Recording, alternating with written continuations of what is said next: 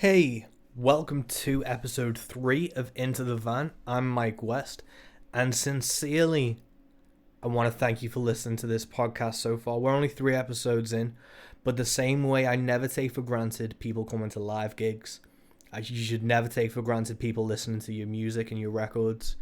I'd never take for granted the people out of everything they can do in this universe and all the books, films, music, art, podcasts, everything that they can enjoy creatively.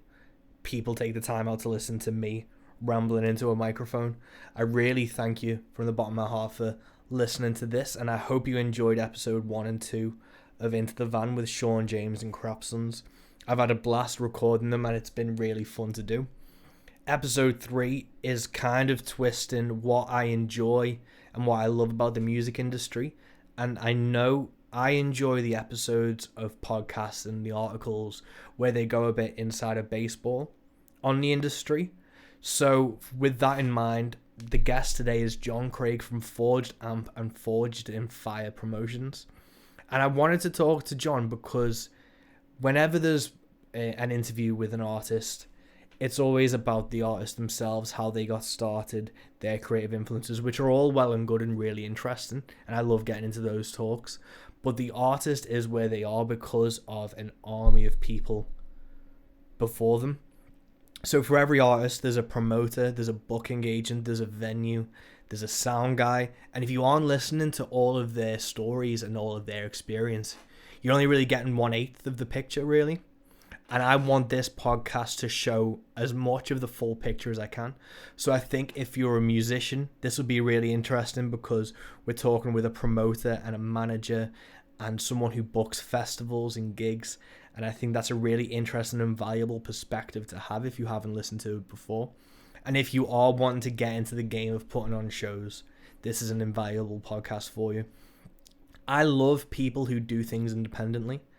And the best thing about Forge A.M.P and Forged in Fire that John runs is they are all non-for-profit, which in this day and age in the music industry is such a rare and beautiful thing.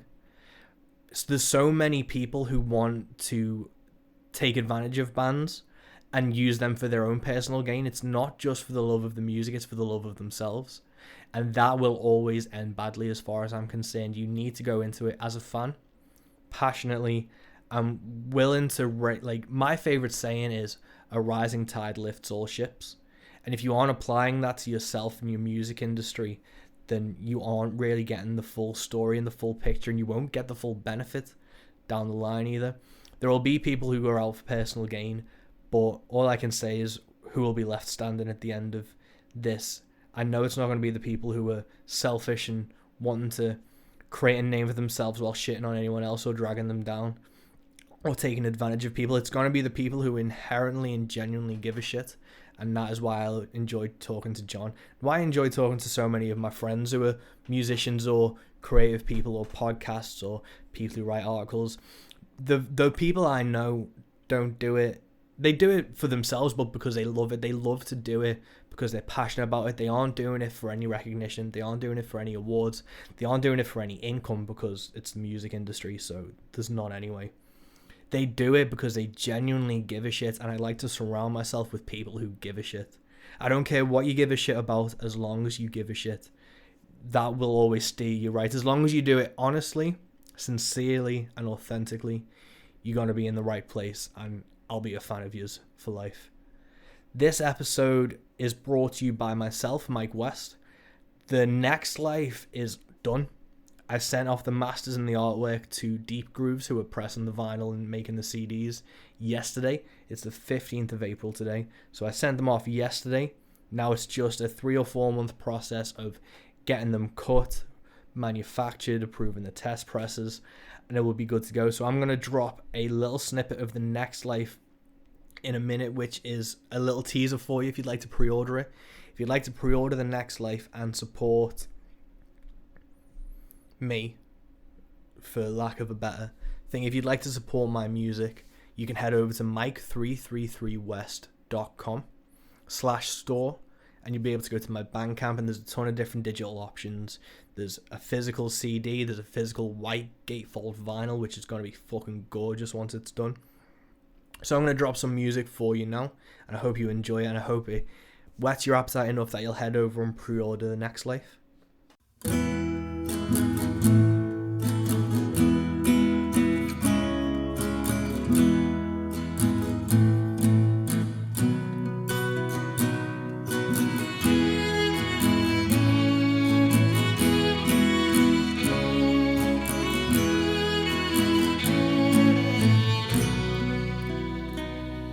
As the fire dies and we say our goodbyes, I hear the ghost of me say, all the battles we lost and the wars that we won go on to define us someday. We'll let the summer pass and move on at last to the seasons that make us age. But at least I will know that the older we grow, in the chapter we share the same page.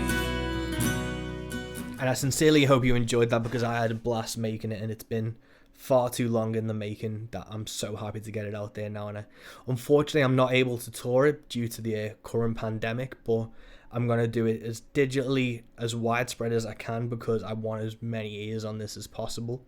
And I really hope you enjoy. I really hope you pre-order it and you get some value out of it, because there's so much good music being made in this day and age, and I'm proud to be throwing my hat into the ring with it. This week I was also meant to be heading on a European tour with Uncle Wormwood. We were going to be traveling around Belgium, the Netherlands and Germany, and I was so looking forward to these shows, because the reaction I get in Europe is what keeps me going for when I do UK shows. I love the UK and I've made some great friends and some amazing fans through this, but the UK scene isn't as ready for this type of music as I think Europe is. I absolutely adore playing in the Netherlands with the White Wolf in Groningen. Is one of my favourite venues to play in the world. I'll always play there when I can. And I'm fucking gutted to be missing out on those shows this year.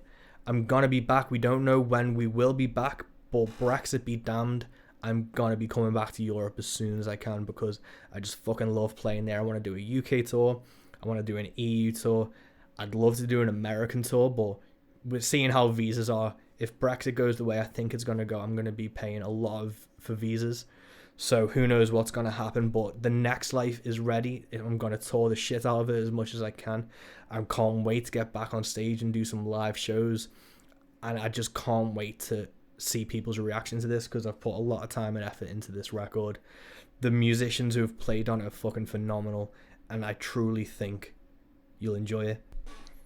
So without further ado, let's get on to episode 3 of Into the Van with John Craig of Forge A.M.P and Forged in Fire. I truly think if you're a musician or someone in the scene or someone who gives a shit about music, this is going to be an interesting talk. We go through country music, heavy metal, what bands should do to approach promoters, and I think this is what the podcast needs to be.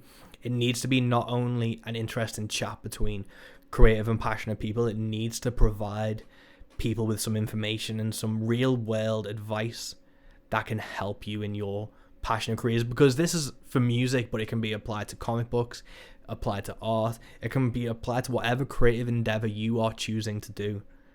As long as you give a shit, you're going to be fine, my friend. So episode 3 of Into the Van with John Craig. I'm Mike West. Thank you so much, and let's fucking do this.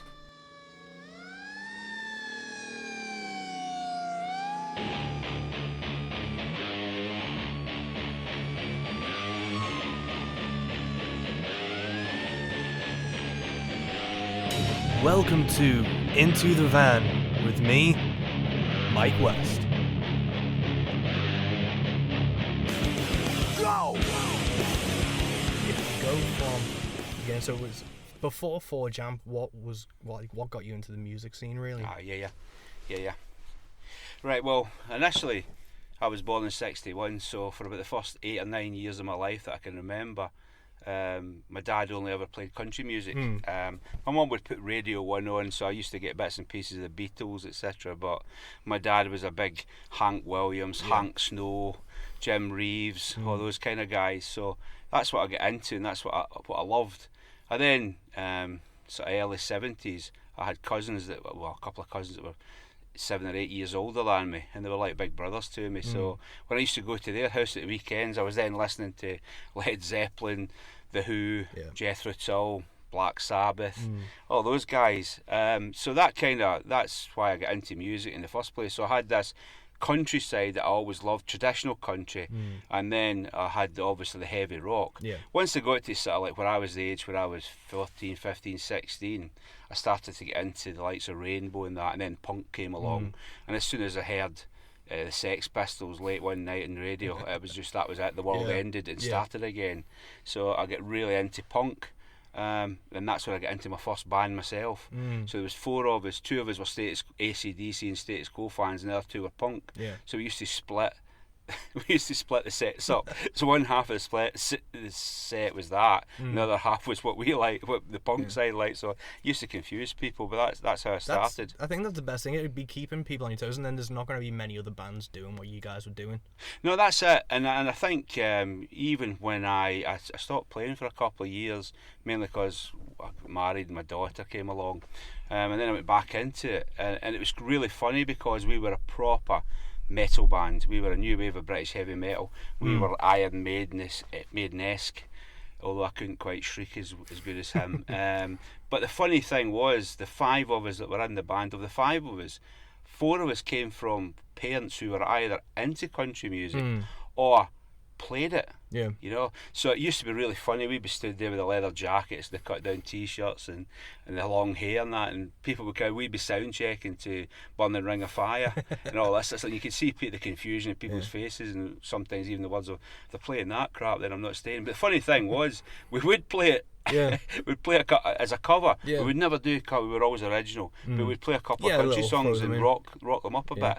So it always amazed me that there was this I just felt that there was a kind of a Venn diagram, country and rock always kind of like sat together. Definitely. Do you think it's because it's still at its core guitar driven music? Because if you listen to like Don Rich and Buck Owens and their lead stuff, you could easily draw a line from them to Thin Lizzy. Oh yeah, very easily. And then it's like one of the things when we come on to obviously about Forge A.M.P, one of the first guys I signed is an American country singer, solo singer. He lives in Sweden now, but he's originally from the Highland area, so of America, and he went over to Scotland.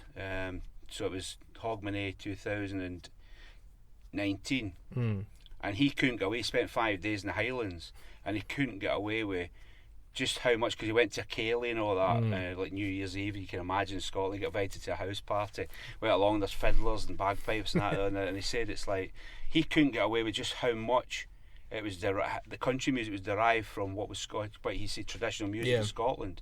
In fact, he wrote a song called Back in the Highlands, and I think it's the same thing, because he originally started as a rocker, you know, because as a teenager, and he was into like all the kind of normal rock stuff, and then found that his roots came back to him, and I think that's what it is. It is guitar. I think also there's an honesty. I think there's an honesty in approach, and I think there's an honesty in the lyrics sometimes, because quite a lot is fantasy. So it's life-based fantasy, you know, or the country stuff, and I think that's why it fits well together. I do. I think it's probably closer. I think also what helps is I always was drawn to the outlaw side, even though I was brought up listening to Hank Snow. There was always Hank Williams, wasn't there? And then when Johnny Cash, and then when it came to the American recordings with Rick Rubin, and that just appealed to me. And the Highwaymen, you know, that just I went and saw them live, and it just blew me away. I went to see Johnny Cash as well when I was about 18. It was just fantastic, and you know, it was something. And you know what? I never ever, even though I was a punk or a metalhead at any given time, or a rocker, I never ever had any of my mates rip me for going to country music. And that's quite unusual. Yeah, but I think that speaks volumes for how open the metal and rock scene is. Cause I know, because I obviously came up in like thrash and stuff. I was raised on Kiss and Dead Kennedys and stuff with my dad's record collection, so I was always like a metalhead, always loved that type of music. And then after the thrash band ended and I started doing the acoustic stuff, I was still like, well, I still sound pretty heavy and not really country or folk. So I'll just start trying to do metal shows. And the reception I always get from metal gigs and punk gigs are always better than the reception I'll get from a country or a folk gig. Do you think that's an age thing though? Are the people who's coming to country a bit older, or? I think there's especially in the UK scene, there's an expectation of what a country performer is. Oh yeah. And that can involve backing tracks and pretty much trying to pretend to be American. It's quite ironic, really, though, because when I tried to bring our American country singer, and I mean, he is really traditional. Yeah. He is, it's a honky tonk troubadour. That's what he calls himself when he tours. But when he came over here, he played he played in Liverpool, and it was quite interesting because when I was trying to get him into country festivals and they weren't interested, because if it wasn't line dancing or it wasn't cover songs made to sound country, it was just, or what their idea, their comprehension of country music is really it was. I was blown away. It really changed my attitude, because at one point I thought, I can't do anything for this guy. Yeah. And I thought, you know what, I'm going to do it differently. Why am I trying to comply with that? Why am I not approaching this exactly the same way as I approach rock? Yeah, that was 100%. And I think with the UK scene, because there's a few different organisations in country, like the UK country scene, that have a stranglehold and everything, including the festivals and things. So for like 2 years when I was first starting out, and like I'm gonna try and do, like, not market myself as country, but this is what I love, this is what I do, surely there'll be a gap in a country festival or a country bill for me. And it was just, I was banging my head against the wall for like 2 years. And it's just such an insiders club where there's just a gatekeeping level to it, and there doesn't seem to be a gatekeeping thing in rock. There can be in like the bigger, like the upper echelons of things, but in like the grassroots level, I reckon it's because the grassroots scene is much bigger and there's much more people involved in it at a lower level, so they're willing to be more open and to be more helpful, and that's what I found. He kept getting rejected. Yeah, in Europe he's just done a tour of Germany, Holland, Denmark, and he's going down a storm. But over here, the so-called, and you would think actually, I thought country music over here would be really open. But I've been to a few like Butlins at Skegness for the weekends and that, and I was there for the music, not the line dancing. Yeah. But the music was there for the line dancing, and it was kind of that thing, and that's why I had this Road to Damascus experience when I suddenly thought, do you know what? What am I doing here? It's about the customer experience. I just needed to look back to how I was looked upon as being in both camps, and nobody had a problem with it. So that's why I decided to go down the route of, do you know what? Let's do country, but let's do it like we do with rock. Let's treat it exactly the same, and I guarantee you we will attract very similar audiences. Yeah, 100%. Because it's cool. Yeah, I think that especially that's what me and like Josh Bettis try to do with road country, is we know that there's these certain institutions that have their way of thinking. So my way of thinking is probably the same one. Fuck you guys then. We'll do it on our own. We know that the crowd's there, we know the demand's there. We just need to give them a place to go towards. Well, yeah, I totally got my eyes open when you sent me the links to that Amigo the Devil. Yeah. And I was like, where's this come from? This is literally, I just looked at it and it was country, it was dark, it was a bit punky, it was a bit rappy. It was like literally taking everything and put it down and distilled it down into his sound. And then obviously when I started listening to you, I was like, geez, I'd buy that. That's really good. And that's what it is. It's, to me, there's only two types of music. Well, no, there's three types of music. There's good, bad, and jazz.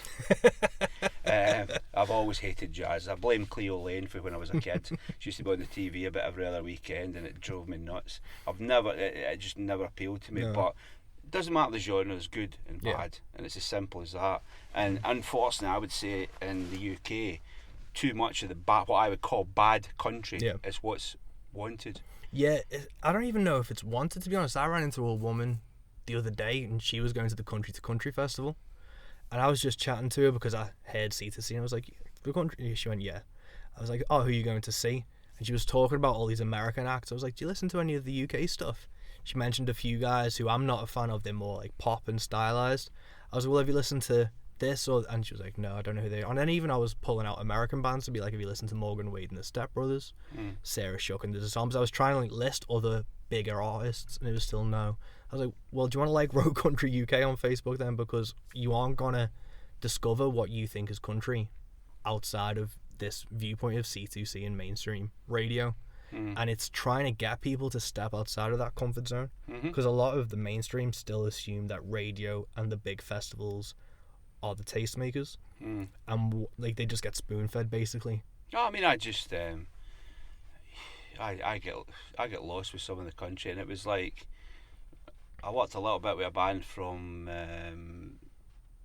the Outer Hebrides briefly, and they were kind of like bluesy, but he was one of the singers was right into alternative country, so he started sort of like sending me links. You know, this is when I first started with Forge A.M.P, which is coming up 2 years ago, and he sent me like the Cadillac 3, and I had kind of fallen out of love with it. I hadn't paid any attention to it, so Cadillac 3 and stuff like that, and Blackberry Smoke, and you know, and I started listening to it, and then I found out that the Brothers Osborne and stuff like that, and I was like, man, this is great, you know, I love this, kind of different, where they'll bring in, they're not scared to bring in different different genres into it, and add a bit different, but I must admit, since I started finding out a little bit the darker side, I like it too, because it appeals to me. I mean, it appeals to the 16-year-old Motorhead fan in me.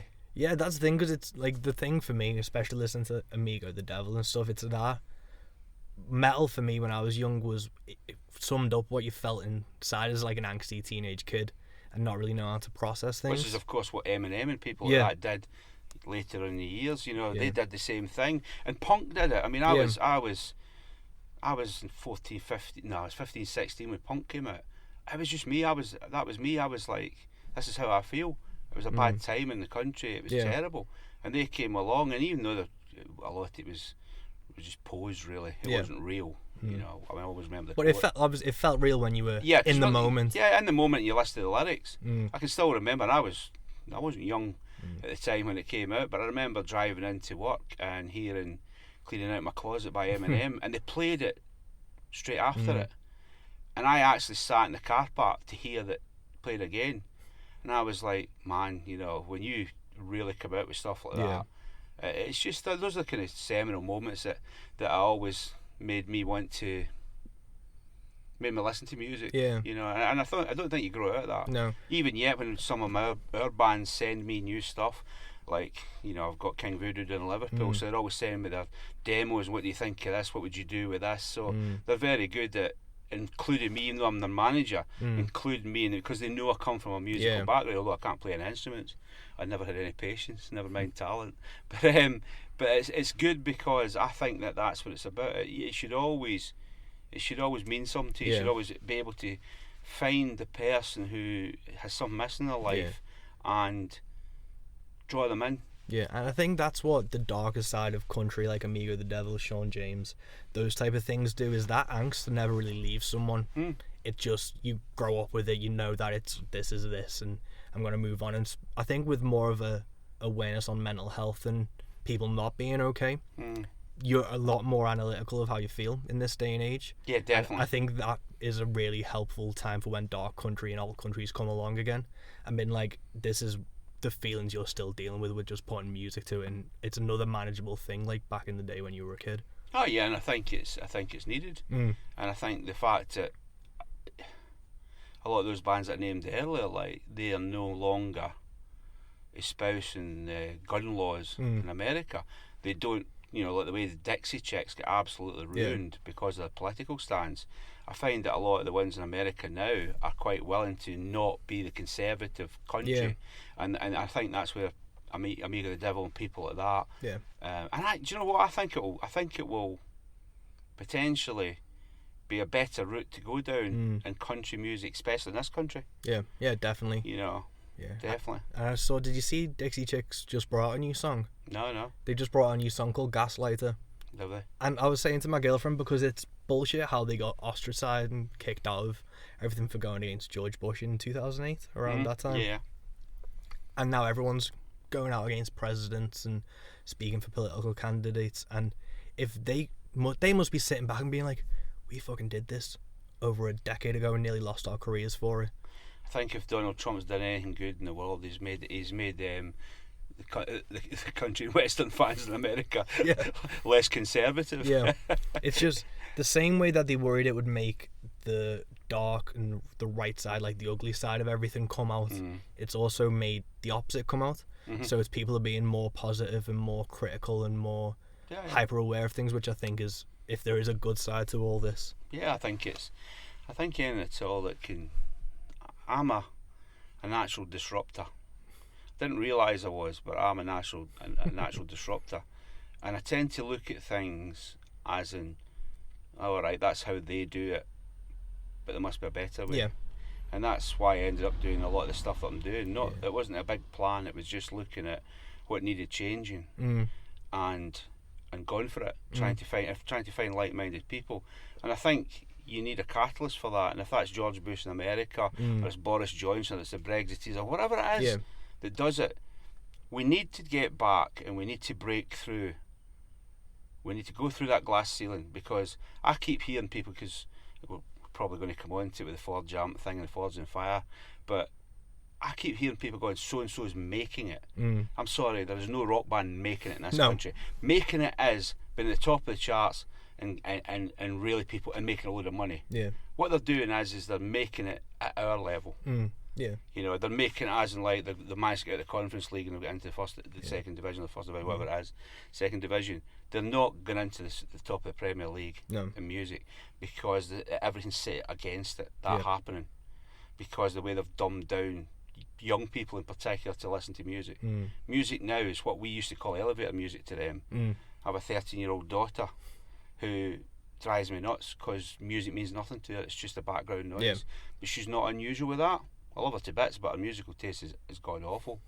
And she's no excuse. Yet the funny thing is, and this is quite interesting, because it was her and a friend were in my house over when I lived in West Yorkshire, and Dave Rosewood, the American country singer, was sitting in my living room. We were bringing him over to Liverpool that day to do 2 gigs, one in EBGB's and one at the Liver Hotel in Crosby. And he was sat and he's playing his acoustic guitar and he's just practicing and warming up his voice and everything. And the two of them stood there, mesmerised. So much so that a friend, Molly, when she had her 13th birthday, they were down at the pub down the road, and they had a DJ and with sound, and they actually made them play 3 Dave Rosewood tracks to all her friends because they thought this was cool. It was the first time they'd ever witnessed somebody. Now I've since taken her, because she's only 13, it's kind of difficult taking her to the gigs that I run, but she's been to see King Voodoo once, and she's seen, I think, Joker Among Thieves, and it's like she's starting to. That's the thing, it's you can't force them to listen to the music, so they need to find it at their own speed, but then you hope when they do find it they'll love it. Because I have a cousin I'm 13 years older than her, so she was about 3 when I was 16, so I was showing her like Black Sabbath and Ozzy DVDs, and she was taking them away and she was singing them. And as she's grown up, she's completely dropped that side of things. She listens to like Little Mix and stuff that's in the charts, and they can take ownership and say they like that music, but I always ask, well, have you gone out of your way to find this music? And I think that's... It finds them. Yeah, it finds them. And it's also about being cool and fitting in. Yeah. Because most kids are pre-programmed to want to fit in around them, and it's like... It's one of the challenges that I'm currently working on with both Forge A.M.P and Forge and Fire, is to look at ways of getting in front of young people in their terms, because nobody's doing that I know of. No. Now I'm starting to work with a few other people, like-minded people who are natural disruptors and don't want to go down the route of just taking money off of people. We don't want to go down the route of, well, no, I won't name some of the festivals that do it, but because that's not fair. There's plenty of people support them, but it's just not my way. No. And this is the challenge. The challenge is just like you've come up against. You've come up against the people that's keeping you out because they don't get. They might be. Do you know what? It might be they don't get you, and it might be you just don't fit into what they want. Yeah, that's and they're too scared to set you in front of their safe punters. Yeah, they have people turn up for the bingo. Yeah, they have a demographic. Yeah. They know what they want. They know that this demographic is a guaranteed income. They know they'll buy the tickets, so they don't want to mess with that process. But what they're doing is they don't realize that demographic has a shelf life. Yeah. And then by not bringing in the younger audiences and not trying to like market it to the kids or the teenagers, they're effectively helping themselves die out. Yeah, and that's it, because it's mutually assured destruction. Yeah. Because what's happening now is it's like, what made me want to be a singer in a band?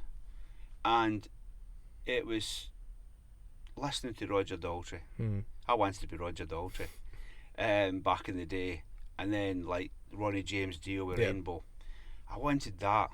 I actually wanted to be a drummer, and then realised it at the back of the stage and thought, no, I'm not doing that. Yeah, you always look at like how much a drum kit is as well. And I was like, so no, but for me it was just, I wanted to be out front. I wanted to be centre of attention. I'm just being brutally honest. But the thing is that I was seeing Top of the Pops. I was seeing the old grey whistle test. Then in the 80s, along came MTV. Where the kids see it now? Yeah. Where do they see some? So when I see young kids now, and they're like, we've got a band for Liverpool called Midnight Prophecy. They're all fairly young-ish. And we took one of them to my fiancée works in a primary school in Liverpool. We took one of the young guitarists in just before summer holidays, and he was showing them the guitars and showing them the gear and talking them around about being in a band. And these kids were amazed. And he was shredding and showing them how to do it, and they were like seriously blown away, wanting to buy t-shirts, wanting to buy the. But the thing is they don't see it. Yeah, and they aren't exposed to it otherwise. This is one of the things that we're currently working on, is how we're going to do that. Because let's face it, how do we get young kids, not young, but 14-year-old up to?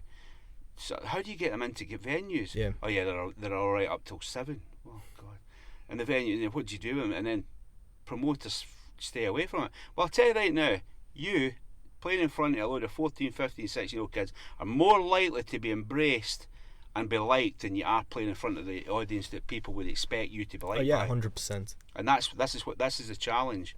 And to be fair, that was, I might as well go into it now. Obviously, I started up Forge A.M.P, which is artist management company, and it started mainly because I came out of the military after donkey's years. I mean, don't get me wrong, latterly for 16 years I was with the cadet force, so I was over in West Yorkshire, and I came out of it, retired from it in July 2018, and I started I used to do so much with it. I was like, what do I do now? And I'd kind of like stopped listening to, never stopped listening to music, but not paying huge you don't catch up with like the newest stuff. Yeah, and all of a sudden I found an old mate of mine on Facebook who from Scotland, from Ayr. And we used to be in bands together. He was the drummer to a couple of the bands, and he was living in Manchester, and he was playing in a band called Mouth in the South. And I'm like, "Hi Brian, how you doing?" "Oh, fine, no problem." Couldn't understand. He couldn't. And then I says, "You don't do many gigs?" And he's like, "No, I find it hard." I says, "All right." He says, "Why? What are you asking for? Do you want to help us?" Because my background as well is marketing, sales, etc., etc. in business, because when I was in the army, I was always reserve forces. I was never full time, so I'd always been in business, and I was like, yeah, I'll help you out. The first thing I did was, the first meeting was, I found out that my mate was the reason why they weren't gigging, because he was that busy with his family and with his work. He was the one that was always saying no. So the first thing we did was actually sack him. Still friends though. Yeah. And then I realised, I thought I understood the music business, although it had been nigh on 20, 30 years nearly between when I was in it and when I came in, and I just found it completely different. It's worse now than it's ever been. Yeah. Where everybody thinks it's easier because you've got social media and you can get yourself out there. It's not, because but that's the oversaturation of it. And there's no mystique. We used to have to wait for the music papers to come, the Kerrangs and the Sounds and all that, to read about things and to go down and buy the album and listen to the damn thing. I remember being a kid and me dad blowing my mind being like, up until the 80s no one knew what Kiss looked like, and even then with like Slipknot and Ghost, it comes out eventually in some way or another that's not the band's vision of how it was meant to be out. And that, you're 100% right, and the mystique's gone from that, which for me works because it means, obviously as a country artist, I'm not meant to be that mysterious. It's like an accessibility thing where I get to talk to people and engage on that level, but the mystique of especially like rock bands, there's no real rock stars anymore that can go forward from really. I think it's just this thing is that and it's overly saturated. There's far too many bands, and there's too much being pumped and pushed. That's the same. Yeah. So anyway, that we Forge A.M.P, and then I found the next thing I knew, I got them a couple of gigs, and I thought that was a manager's job, was to get them some gigs. found out that no, that's a booker's job, and then it became really confused. And it must have taken me. I made a lot of mistakes. Signed up a couple of bands that approached me. Oh, you're working with them, and they've said you're great. So next thing I knew, I didn't know how to say no, and I literally had 30 bands because I wasn't and then I decided I wasn't going to charge anything for doing it, because bands, it was costing bands to play. Yeah. It's costing them money, and I'm like, how do I take money off of bands who aren't making money themselves? It just didn't sit right with me. Yeah. Well, that is one of the reasons when I saw Forge A.M.P come up as like this whole experiment where we're not taking a fee, we're just going to help bands for the sake of helping bands. And that was instantly, I just knew you were one of the good ones, because you see people online, and it's even, I'll design a logo but it's going to cost you, I'll do this but it's going to cost you, and for someone to be openly saying I just want to help you for the music's sake is still, like, it's weird how rare a thing that is. And what I found is there's a few other people very similar. So you've got like Alec Raymer, who's Crazy Cowboy, and he's like that. He just loves it. He loves the lifestyle. Yeah. He loves the bands. He loves the music. He's very similar to, slightly younger, but he's very similar to me in a lot of ways, and we just buzz off it. And he's the same. He doesn't make any money off of what he does either. And it was just one of these things. But then it opened the floodgates as soon as I was free. Interestingly, just what you're saying there. When I have these disruptor moments and I start thinking outside the box, whenever I ask for creatives to join us in the Viva la Revolution, as we call it, it doesn't come forward. No. Because they all want to make some money out of it. Even, and it's bad because they need to realise just the reality of what it is. Yeah. None of the bands that I work with are making money. No. And they couldn't live off it. No chance. In fact, a lot of them are subsidising it, and what they do, it's like they could go and play golf and it would cost them money. Yeah. Instead of that, they play music, it costs them money to get out there and play in front of people. And it just isn't right, but it'll never change. I mean, recently, I did have to change a little bit because I had so many bands, and I realised that so many bands would just want me to get them gigs, and I could do that, and that's when I had started Forge and Fire Promotions. Started off as just one festival, and all I wanted was to give the bands that were working with me a great place to play, a great experience. We did it at the Loose Cannon in Manchester. Crowds were great. They weren't big. And what year did you put the first Forge and Fire on? October last year. October last year. Yeah, so late October, and it wasn't great attendance, but the people there loved it, and the bands had a great time. Yeah. But what it did allow me to do was it allowed me to introduce the brand, and it allowed me eventually, when I was starting to get approached by certain bands of mine that wanted more than just me to get them gigs, and a couple other bands that weren't with me was like, John, you need to do something. We want you to make money. So I was like, what do I do now? Yeah. So that was when I decided to split Forge A.M.P and Forge and Fire Promotions. Yeah. So Forge A.M.P now has about 8 or 9 bands. We take 10% of what we generate for them retrospectively. Okay. So if we get them 300 quid, we get 30. Yeah. But it's purely and simply for 2 reasons. It's one, which is that it basically covers admin. Yeah. And it means that we have a contract with them, so that if anybody comes in and sort of tries it, which has happened. I lost one band because of that. They went with my blessing, don't get me wrong, but it did annoy me that, not that I was trying to tie them up, but I had done a lot of work on them. Yeah. Somebody come along and flashed some money at them, which wasn't really money at all. It was just vague promises. So I thought, and when I spoke to my other bands, I said, look guys, if you're ever in this position, just tell me. Don't have me booking up a series of tours for you. Yeah. And then find out that you've been taught, you're going to go with somebody else. So they convinced me to do it slightly different. So now what we've got is Forge and Fire Promotions. Yeah. So we still work with other bands that still wanted us to get us gigs, but now with that, the idea is we're doing all-day festivals, we're doing weekend festivals, we're doing gigs. Yeah. We now become in-house promoters for the Patriot down in South Wales, which is a great venue, and it's opening up doors, and it's just unfolding before us. But it's really good, because what I'm able to do is I can do a gig in Birmingham, put a Birmingham band on that's one of ours, bring one down for Scotland, one for Liverpool, and one for West Yorkshire, put them together, and they're all playing in front of, so the local band has got a crowd, the other bands have been opened up to, and just keep moving it around. And that's what it's come from. So we started off, the first Forge and Fire Festival in October last year was a lot of bands that had one metal. It was mainly metal, and it was nearly all metal heads that turned up, and it was good, but I lost a fortune on it. I lost nearly 1,300 quid of my own money. But it was a calculated gamble. A, I learned a lot from it, and B, it was actually just to give them a good thing, and it was also kind of like, we need to see how we do this. So the next one in Liverpool we're doing is 25th of April. So what I did with that was I brought in a couple of local bands, because with nobody from Manchester in the Manchester gig, which was a mistake, and bands that are not with us, but are slightly higher up, a bit slightly better known. So the idea is, if they all bring in 20 fans, 30 fans, we're going to have a big crowd. Because to me, it's I don't take any money off the promotion side at all. So what we do with that is, it's purely whatever we make on the day gets split with the bands, so they all get a good whack, and that's what it's always going to be. That's what we do. So the intention is always to get them in front of as big a crowd as possible. Cool. I think with, like you're saying, it was like not a big crowd for the first one, but I think would that, like, have they become a more engaged crowd? Because I think that's kind of what, like, Alec does with Crazy Cowboy, is he doesn't have the biggest crowds. They sell out because it's an engaged core group of fans.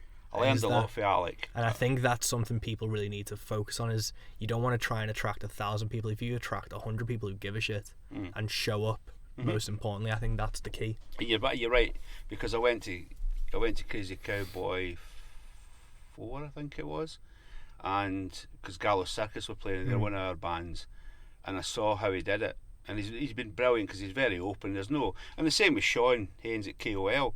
Sean will just tell me, what I do is this, and I'll go, right, and I'll look at it. I might have to adapt some of the things, because everybody's different, but that's why we have an affinity. That's why we all work together, especially myself and Alec. And that's why we're doing the one in October, the Desperado one, which is, we're both showing our country love. We love our country and shooting a few people, I think. But you're right, it is about engaging. It's about getting the right venue and engaging the right people, and having them come back for more, because I made the mistake, I said earlier about being a natural centre of attention and show off. When I came into music, I was very careful that it was not about me, and it was always about the bands. It was always about the music. That's why there's no images of me on the Facebook pages and social media. A lot of people don't even have a clue what I look like. They'll all talk about me, they'll all talk to me, they'll talk about each other, but they don't actually know what I look like. And I did that on purpose. However, one of the bands said to me, who was very astute, said to me at when we did the first one, John, you need to be less, you need to hide less, because how do you think Crazy Cowboy does it?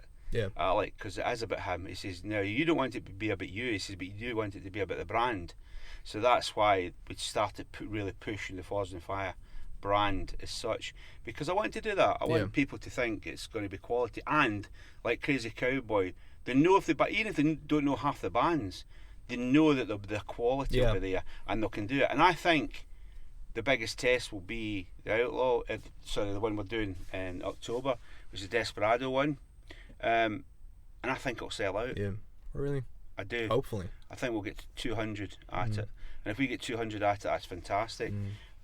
And it's really funny, because I think it will, because it's different. It's very different to what we've done before, and that's what we're out to do. But all the disruption stuff that I want to do, that's what it is. I'll give you an example. Right now I'm talking to young bands, because I have this thing which is, it's just a new thing I've been working on literally this week. Who's going to appeal to 14, 15, 16, 17, 18 year olds? If you think, if they think of is that type of music is what they hear in Capital. But if I can show them some young guys, so young women in their own age group, that are actually playing classic rock, classic metal, country, rock, whatever, that's going to get them. That's going to be like, wow, didn't even know that existed. Because it's all about, like, you can be what you see then. Because if you just see, because it's even from like my perspective, it was obviously I grew up like I'm a massive fan of Chris Christopherson, Johnny Cash, Waylon Jennings, all these like older people, and it's like yeah, but there's no one really like me that's playing it, so will it even work? And then it wasn't until I saw like Amigo the Devil and Sean James, and then met people like Josh Bettis and Stevie O'Connor who are my age, to be like, oh shit, there's actually The Plot Hounds is another one. oh the Plot Hounds, yeah, they're another one that's I was like, wow, who is this? they are These so amazing. good. Yeah. I love those I guys. think you put it on Facebook. Yeah. I was like, wow, I love them as well. But I think this is what it is. But it's like one of the things that I want to do, and this is to go back. This is why I was asking for video people and all that. What I want to do is, I want to replicate some of the stuff that was done, like the old. We're not going to put a crowd in. We're going to do cyber gigs. Yes. Right? So they're playing to the camera. So we're giving these young people, or anybody that wants to look at it, the idea that it's going to be, this is what it's like to be down the front of a gig. Look how close you are to the singer. Yeah. Look how you can feel the sweat coming off the guitarist as he's thrashing the hell out of that guitar. This is what it's like, guys, because they don't know. They don't know that they like their music like they like their food now. It used to be when you travelled to different countries or travelled the country, you went and you found, and everywhere you went you found something different to eat. Now they just go to McDonald's, wherever city they're in a town, or KFC, and they know they're getting the same thing. If they stay in hotels, they stay in the Premier Inns, and that's because they know what they're getting. And their life is like that. Yeah. Well, they don't know what we do. They don't know what you do. You know, and that's just, so one of the things I'm working on just now is the gig we're doing the 25th of April at Zanzibar. We're looking at trying to keep it in the Sunday, bringing the bands that are actually we manage, not just the ones that are playing, back in and do cyber gigs. Nice. Especially, are you looking at doing it on like the social media apps? So yeah, Instagram, social media, TikTok. Instagram, YouTube.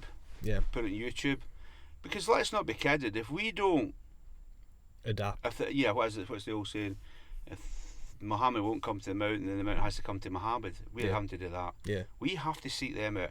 We have to get into when they're willing to sit for hours watching a gamer online playing a game that they love, but they're just watching somebody play it. Yeah.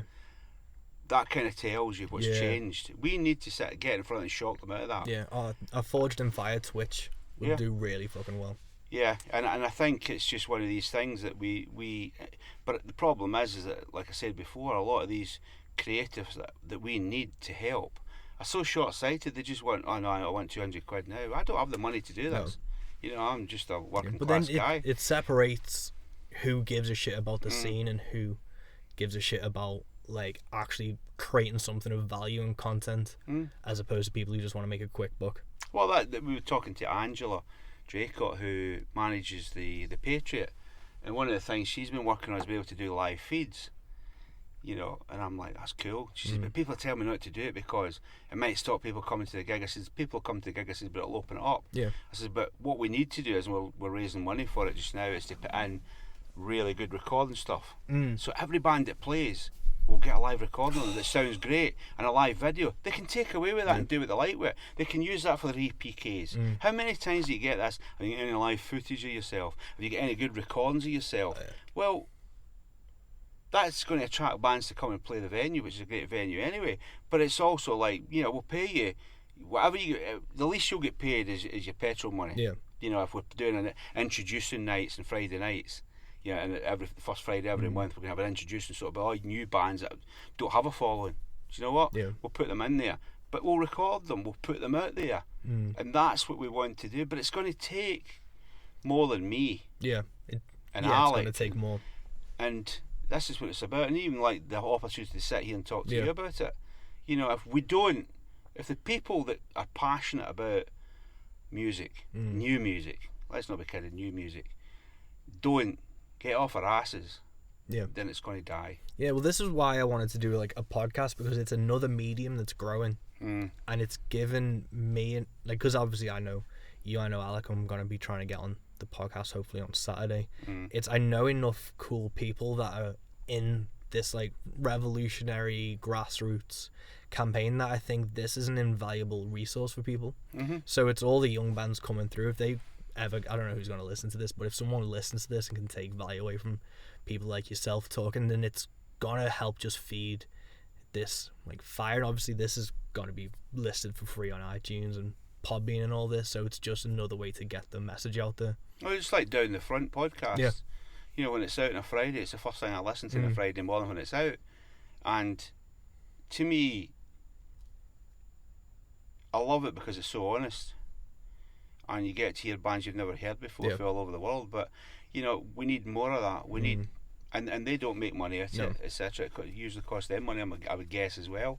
But this is what it is. We need to attack it at every single level and every single media and medium, and we can't just sit back and wait for it to happen. Yeah, it's not going to happen. And no one can put themselves ahead of it.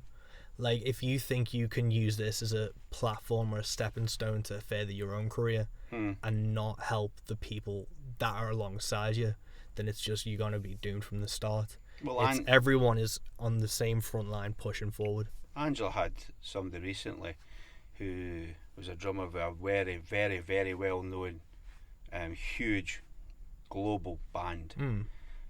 He's doing his own tour, and he's notorious for not liking to have support bands. And she basically said to him, "You can't play my venue unless you take on one of your local or young or new rock bands, because if people had done that with you, you wouldn't be where you are." 100%. But she had to stand up and say, "Well, that's that. If you don't do it, don't accept it, then you're not playing." But not many do that, because I knew another promoter that just went, "Oh yeah, okay then," and that's so wrong. Yeah, I can't imagine thing like, because I remember when I saw Kiss on their last tour, like, it was meant to be their end of the road final tour, and they brought a fucking performance painter with them. I was like, you could have given an upcoming band the biggest platform in the world to do this, but you brought a performance painter on, which in itself isn't art, but he was just doing things that they were then selling off at the end of the You would be show. shocked at just how some of the bands and some of the prices I've been quoted for my band approaching me to put our bands on their support packages, like support slots. The money that's being quoted is flabbergasting. Yeah, I've heard about, like, people being paid to go onto support slots, and I know it's an industry thing, but it just There's seems a Canadian so... rock band, hard rock band, who were never big ever. And I was recently, they went to tour Europe and the UK, and I was recently quoted €800 a gig. Jesus. And they're expecting one of my bands for Sheffield or Liverpool. And get this, it wasn't even you could just buy onto it. I don't know that. I said, so basically I said to the manager, I says, come back when you're Iron Maiden. You know? Yeah. But I don't think even Iron Maiden would ask that. But this band, and what they were trying to do was, they're not obviously not confident They're going to pull any money of it. bringing people in. So they're going to make sure their costs are covered. Yeah. And it's, how do you do that? I don't know how anyone in a good conscience who's come up in this industry and actually gives a shit about this would turn around and do that. No, it's just, it beggars belief. It was like when I did the gig in Manchester, a lot of the bands, I said to them, look, you know, I've lost a fortune. You know, if it goes well, I'll pay you. If it doesn't, then you're investing in your own future. But one of the things I did, anybody was travelling farther that wanted to, I put them up in a hotel. I didn't have them in some crummy place that, you know, I put them in a decent hotels and stuff like that. So that was part of it. But it's risky as a promoter as well, because like, I know if I don't sell out or nearly sell that out, it's going to cost me money again. And this is one of the things that bands need to be more active. Yeah. They think they promote. I see all this stuff about slagging off promoters, and don't get me wrong, there are a load of rubbish ones. There's a load of crooks. There's a load of amateurs that are, and I included myself in that. Like, but we need to apply proper business in. But the bands need to promote it too. 100%. We can't just sit back. I mean, the good thing about when I announced the Desperado one tonight, I only put it out at 6 o'clock. But there's so many shares in it, and the bands are putting it, because you know what? As I say to her bands, you promote it, you sell tickets, they come to see you, you have a fantastic day or a fantastic night, and you end up getting the money, because I don't take it. Yeah. But a lot of bands just think, sit back and go, it's all about the music. It isn't. Music is a business. There's been recently, I've set up a Facebook group that's like a private one, and it's only got musicians in that I like know and deal with, and the amount of people I've turned around to where it's like they kind of lament the fact they have to be on social media. It's like, well, if you want to be successful, you not even be successful, if you want to do anything in this day and age and have people come out to you, you need to be active on social media. You need to be like in the real world promoting your shows as well. Well, it's business. Yeah, sharing selling one a event product. page once isn't enough. If you just do it by music alone, it's about image. It's about putting on a show. Yeah. If you're going to be a rocker, be a freaking rocker. If you're going to be a star, act like a star in the right way. Push yourself. Yeah. It's such a, and I say that to other bands. What makes you think? I know you think you're the best thing for slice of bread. No one else does. Nobody else does. And you might be, but you're going to have to go out there and tell them. And don't expect me to stand back and do it all either, because that's not going to happen. I says the people that do that will be charging you £20,000 to do that. They can do that and can make or break you. But it's just, they've been more in the fact. So what's the difference between you spending 6 hours in a week on social media, pushing your gigs, etc., etc., to spending 6 hours writing a new song, because it's all part and parcel. There's no point in you having the best music in the world if nobody hears it or sees it. So for promotion, just because sometimes bands and people just don't know what the fuck to do with it, what would you think if we could do top 5 things a band should do to promote a show? To promote the show is get it on to, if the promoter has put it out as an event on social media and Facebook, you have to share it, you have to comment, and you have to keep doing it. Especially the discussion page of the event. The more active that gets, the higher up the event goes, the more engaged I'll it be is. honest with you, I'm not a social media expert, but I think that's one of the things. And the other thing, the most successful ones, like Alex, for example, will send out personal invites to people. You know that yourself, because when he did the Crazy Cowboy Northern, which you're playing at, that was so funny, by the way, I need to tell you about that one. That was when he said to me, he says, this really cool guy, he's from up your neck of the woods. I says, all right, and then you contacted me, and we were talking about when I was looking to do the Desperado Festival, and then Alec and I were talking, I says, Mike West is playing. It went, what? My Mike West. I went, it's not fucking your Mike West, it's my Mike West. And we just laughed because I didn't remember. He told me at Crazy Cowboy that that he discovered you and he thought you were amazing. And then all of a sudden, after you like reached out to me. So it just shows you there is a small world. But one of the things you got to do is do that. Bands should be doing that. At the end of the day, the bare minimum it should be the event page put on your Facebook, shared, and put stuff in it. And then if you've got friends that are like for example, the one we're doing in Liverpool, King Voodoo will send that out to all their mates. Personally invite them. Probably, I would hope Midnight Prophecy will do the same. Lost Sovereign, because it's easier for them. Because guess what? At some point, they're going to be playing in South Wales, where it's the Welsh bands doing that. Playing Glasgow, where it's the Scottish bands that are inviting their friends because it's not as far to go. I mean, I had a band say to me, "Oh well, why don't you put on a bus to run from Manchester to South Wales?" I says, if we wanted to play in front of a Manchester crowd, we'd do it in Manchester, mate. It's not about just filling the venue, it's about new. But it's kind of basic stuff like that is raising your profile. Keep putting interesting stuff out there. When you're recording or when you're going to a gig, look at King Voodoo's. They do it brilliant. Every time they're travelling anywhere to a gig, hey, this is us on our way, blah blah blah blah blah. Little bits and pieces. One of the things that I want to do as well is in some of the like emerging new rock bands Facebook page do it really, really well. So they'll have a band on sort of 6 o'clock on a Thursday night or 7 o'clock on a Thursday night, and it's them live for records, you chatting, talking about things, and it's all that. It's everything. You need to do everything. But you need to look at social media. It's creating engaging content. I've been fucking around with it lately. I don't know if you saw I did my horror video. Where it was my fucking cat at the end. But it's trying to create something that not only engages but like gets a reaction out of people. So event page, social media, engaging posts, actually creating physical media. I print out and make flyers and then try and find places I think like tattoo artists, tattoo shops, bars, record stores, and actually going in and making a real if you give someone a flyer, you get into trouble for it, but you used to do that. But we would go and find shops, so like record shops back in the day, or whatever, cafes. We'd put posters up, because if that attracts 3 people that weren't going to come, but people have got out of the old ways. Sometimes the old ways are the best. They think, and I know some promoters that are pretty well-known promoters that all they do is put it in social media and expect that to work. And then when the band turns up and says there's 3 people here, well, I don't understand that. I shared it in every group, but there's hundreds of people sharing that shit. Yeah, especially if you think just sharing it to a Facebook group, because I see gig after gig after gig. I don't post in Facebook groups anymore because I just know it's going to get drowned out in the sea. But if I send it to a select few people, and I actually physically leaflet it and hand it into people and make a personal connection, it's going to do so much better than sharing it onto one Facebook group that's instantly going to get buried. Oh, definitely. Because if you look at New Wave of Classic Rock, I mean, there must be hundreds of posts a day. Yeah. You just get, and I'm not knocking them because it's just they've created a huge. Yeah, they've created something community. That's spiraled, and I think they're slowly not losing control of it, but they're not knowing how to channel it because there's so many people posting things.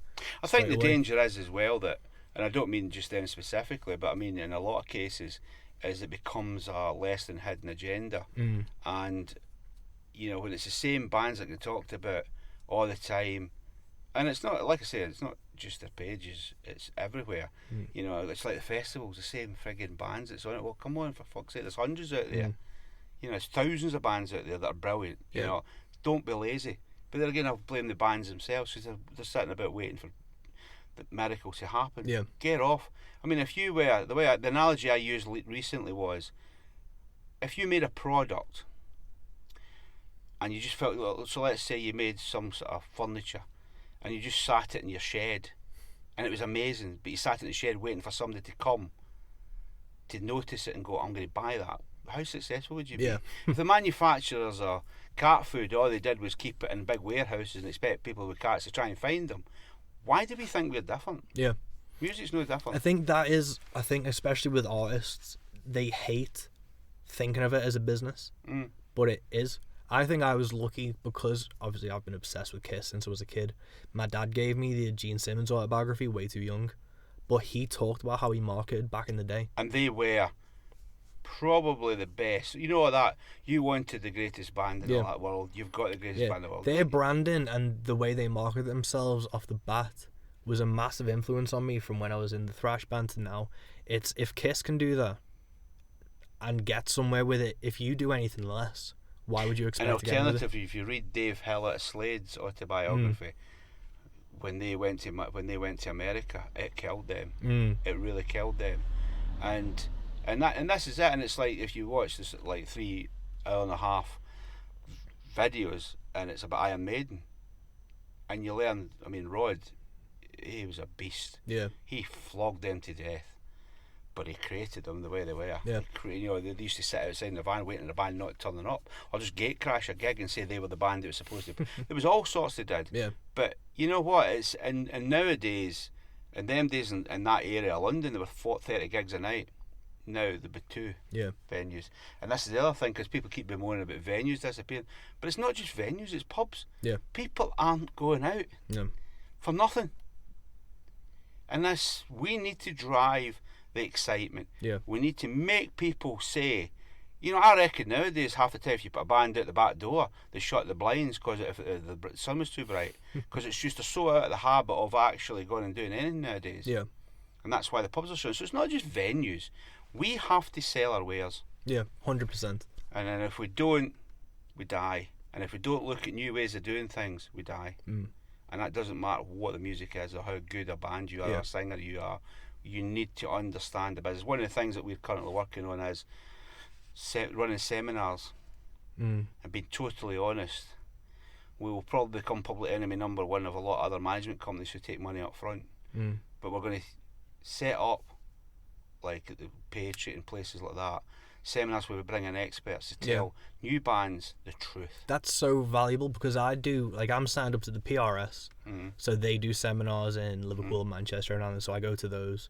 Tipping Point are another one who do seminars, and I went to one which was about the music scene in Liverpool. And I was dead honest. They were like, well, what do you like about the Liverpool scene? I was like, nothing, to be honest. Shit. It's shit. People always say to me, can you get us into Liverpool? Guys, the Beatles have gone a long time ago. I says, unless you're going to play covers, you can't get into Liverpool one. I was put in a group with these 2 women who were the head of one festival I can't remember, and there was another grant scheme there, and they were like, well, why are you here? And I was like, I honestly want to be proven wrong, because as a musician, I don't find anything in Liverpool, and I don't get why. If it's such a good city for music, why isn't this happening? Which is why I've tried to bring my own gigs to it and put on shows. And it's these type of seminars that are invaluable, and not enough musicians go to them. I'm having to put that gig in EBG, the one on the 25th of April in Zanzibar. I was selling tickets at £5 with 11 brilliant bands on. And people say, oh, you're undervalued. But I don't care. They don't realise that Liverpool is not a live venue. It's not a live band venue. It talks a good Manchester game. is. Manchester's phenomenal. But Liverpool isn't. And I live here. I want to, as you can tell by the good accent, but I want to change that if I can. Yeah. And you know, that's why I share other promoters in Liverpool that dare to put their hand in their pocket and put thrash metal ones on or whatever. You know, I will share it because you know, bloody what, it's a hard old fight out there. Yeah. There's a rumbling going on. There's quite a good punk scene, but for actually getting a lot of people out to gigs and creating a good culture that's not indie bands or cover acts or tributes or fucking karaoke, to actually create something that's going to take a lot of work in the northwest, especially Merseyside. I think the problem here is that we become the Blackpool. You know, people come because it's such a beautiful city centre, there's so much to do, that they almost come in and it's like they want the nostalgia of the Beatles, and they'd rather go to 100 different pubs with people singing Beatles songs than somebody singing their own song that they 100%. wrote 3 weeks ago, maybe about the Beatles. But it's just, you know, I don't want to sound like a crotchety old guy, but I think that's why, as you're calling yourself like a disruptor, you need to see what's wrong with something, admit there's something wrong, and then what should be done about it. A lot of people either live in denial, or it's working enough to their advantage that they'll let it slide. Yeah, and that's it. And I see in the military days, in the army days, one of the things that we had to look at was like your job as a leader was to make sure that when you moved on, there was somebody there capable to take over from you. And I think that's our job, is to try and create a scene that's more vibrant for the new ones that's coming up in the next lot, and then create people to think like us. And I think that's one of the things like I'm going to do, and don't get me wrong, I'm not the expert in this, I'm far from it, but I'll bring in the Alex of this world. I'll bring in what you know about, to talk to people that are trying to do what you do, and sit there, and it'll all be valid, and it'll all be free. Yeah, and that's the main thing. And it's because I just know a lot of people. I talk to musicians, I go, are you set up on PRS? They go, no. I was like, well, for every gig you could have got royalties for that.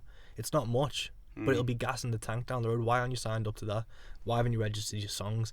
It's such these little music admin things that people don't take account of that will add up in the long run. It's too short-sighted at the moment, I think. And I think that's exactly right, and they need that. And do you know why? It's because it's boring. Yeah. They just want to be stars. Yeah. But I recently was talking to a band who had been offered a couple of grand for their album to sign up, and I says, but what do they want for? What are they offering you $2,000 for?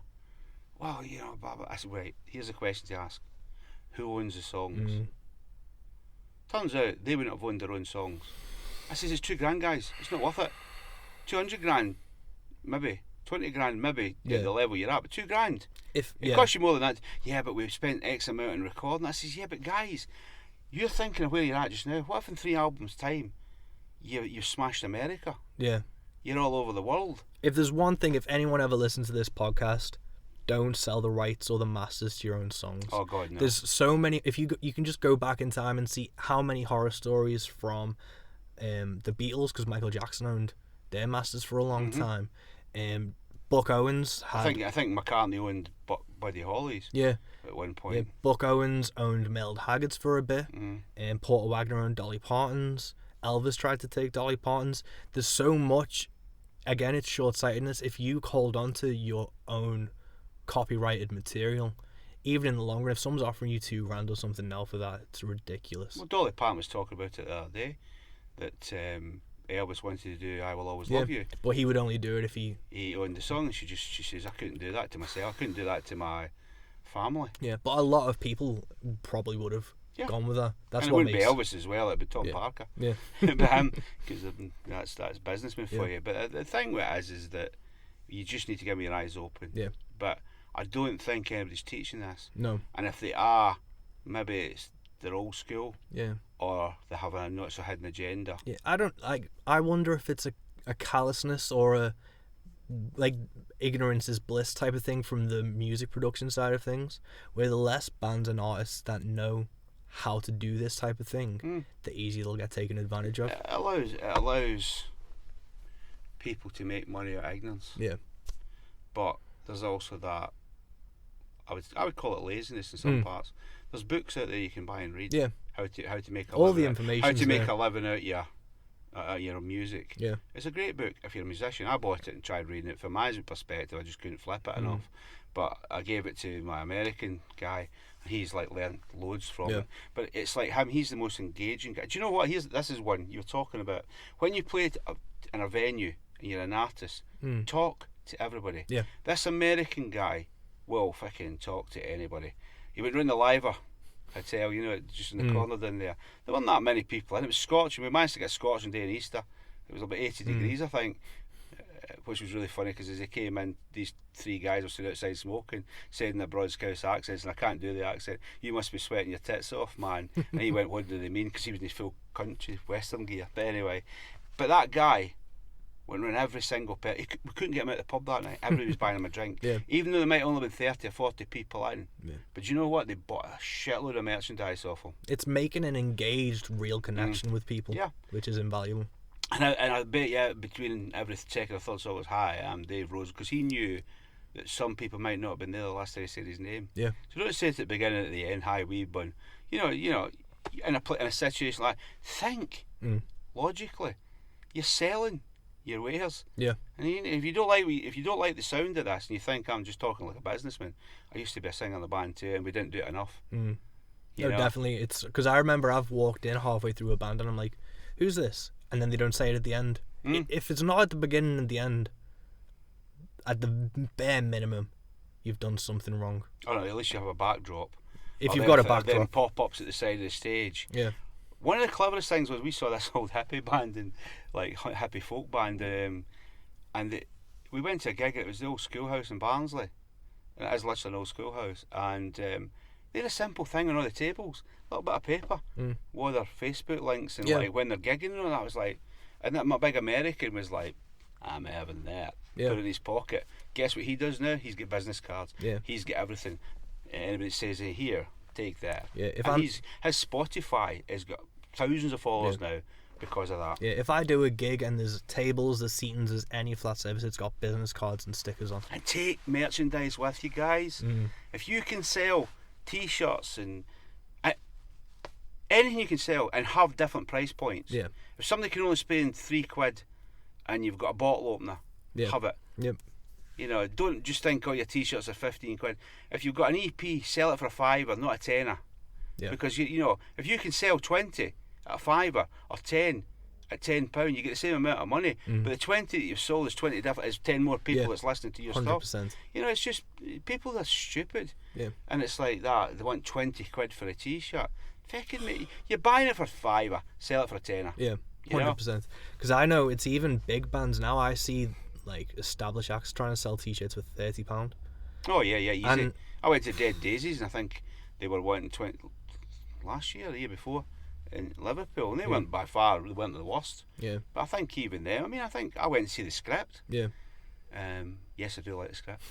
One of the best live bands I've ever seen, and I'm not joking. And their t-shirts were like 25, 30 quid. But do you know what? You can't sell albums now because it's all downloads. So where do you make your money? Yeah, it's got to be the merch. But it's from me. It was seeing these t-shirts go for £30. I was like, I'm never gonna sell a t-shirt over X amount. And then sometimes if I'm doing a gig and the headliner act is selling it for X, I'll knock my prices down a touch to be the cheaper alternative for it. Because I've known if I've been to a gig and someone's selling a t-shirt for £30, but the support act's selling their vinyl for £25. £15. That's good business sense, mate. It's like, like, business sense, isn't it? Because the thing is, if the majority of people are there to see the headlining act, and you're not the headlining act, then the other way to do it is to do it cheaper. Yeah.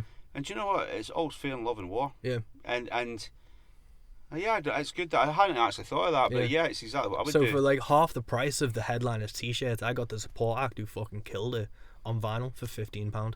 I got them all to sign it, I had a boss talk with them, and to me that was like worth its weight in gold, and it was because the support acted not just, I don't know if they intentionally underpriced the headliner, but you have to because you want the headliner. You have to know your worth compared to other people's. And yeah, you also got to think of the things that's different about you.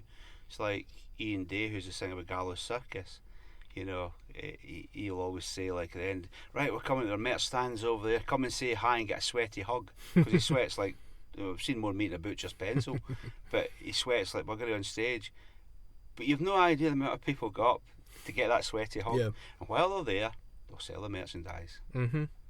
They'll buy merchandise from them, and it's that. Sell the dream, sell the sizzle. Yeah, 100%. I think that's a good place to end on. I've kept you here for an hour and 5 minutes. I think that's a really good place to end it. So thanks so much for joining us today, man. And we'll get this out, and I'll do a preamble for all your Forged in Fire events, and we'll get that sorted. But thanks so much for being on today, dude. No, cheers, Mike. It's just good to get the opportunity to actually, hopefully, enlighten some people as to the realities of what they need to do. 100%. Well, this was super helpful, and I really think people are going to take something away from it. So thank you so much. So there we have it. I really hope you enjoyed episode 3 of Into the Van with John Craig. Forge A.M.P. and Forged in Fire are really interesting ventures, and I think if you enjoy music, you enjoy the heavier side of music, and you enjoy the independent side of music, you should definitely give Forge A.M.P. and Forged in Fire a like on Facebook. Follow all the social media channels. I'm doing a gig with Forged in Fire and John on the 17th of October.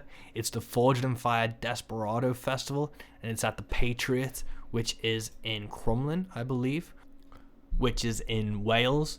And I love playing Wales. I love driving through Wales. There's a bit where I come off the motorway, I take the turning into Wales, and just the valleys open up, and it's just gorgeous landscape, and I truly enjoy traveling around. The best thing about being a musician is I visit places I've never heard of, I've never been to, and I get to see things along the way. And the day I get sick of looking out my window as I'm driving around and seeing the gorgeous countryside and the gorgeous sights of the UK and Europe or wherever I am, that'll be the day I pack it in. But until that day, I'm going to keep traveling around and finding new places, learning new things, sitting in city centres for a bit to see what the vibe of that town's like. I always enjoy that. And yeah, I'm looking forward to going to Crumlin, Wales on October the 17th for the Desperado Festival. Please check out Forge A.M.P. and Forged in Fire on social media.